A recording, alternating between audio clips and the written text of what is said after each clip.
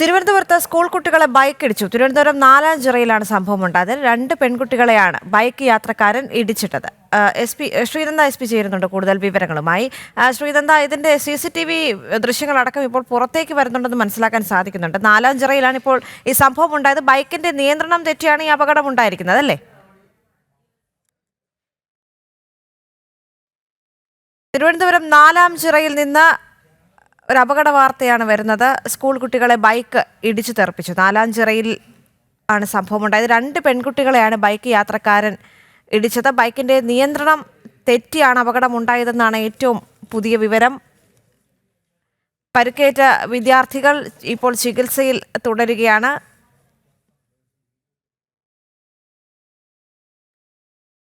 അതിന്റെ CCTV ദൃശ്യങ്ങളടക്കം പുറത്തേക്ക് വന്നിട്ടുണ്ട്. അപകടത്തിന്റെ ബൈക്ക് നിയന്ത്രണം തെറ്റി നടന്നു പോകുന്ന പെൺകുട്ടികളെ ഇടിച്ചു തെറിപ്പിക്കുകയായിരുന്നു. ശ്രീനന്ദ എസ് പി ചേരുന്നുണ്ട് കൂടുതൽ വിവരങ്ങളുമായി. ശ്രീനന്ദ, ഈ പരിക്കേറ്റ വിദ്യാർത്ഥികൾ ഇപ്പോൾ ചികിത്സയിലാണെന്ന് മനസ്സിലാക്കുന്നു. ഇവരുടെ ആരോഗ്യനില എങ്ങനെയാണ്?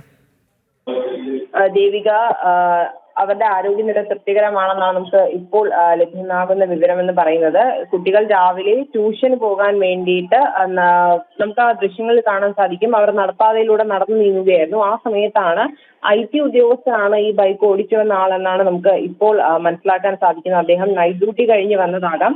അതുകൊണ്ട് തന്നെ അദ്ദേഹത്തിന് ഉറക്കക്ഷീണം ഉള്ളത് കൊണ്ടാണ് നിയന്ത്രണം വിട്ട് ബൈക്ക് നടപ്പാതയിലേക്ക് വരികയും ശേഷം കുട്ടികളെ ഇടിച്ചു തെറിപ്പിക്കുകയുമായിരുന്നു. 2 പെൺകുട്ടികളെയാണ് ഈ ഒരു ബൈക്ക് ഇടിച്ചു തെറിപ്പിച്ചത്. എന്തായാലും ഇപ്പോൾ ഈ വിദ്യാർത്ഥികൾ 2 പേരും തന്നെ സ്വകാര്യ ആശുപത്രിയിൽ ചികിത്സയിലാണ്. ബൈക്ക് ഓടിച്ച ആളും ചികിത്സയിലാണെന്നാണ് നമുക്ക് മനസ്സിലാക്കാൻ സാധിക്കുന്നത്. അയാൾ ടെക്നോ പാർക്ക്, നാലാഞ്ചിറയാണ് ഈ ഒരു സംഭവം നടന്നിരിക്കുന്നത്.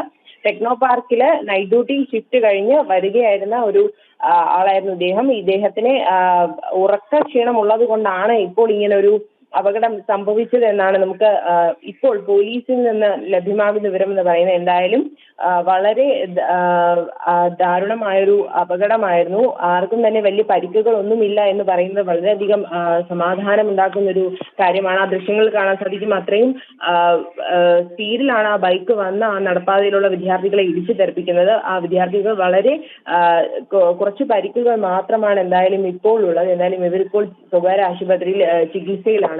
ദേവിക, ശരി.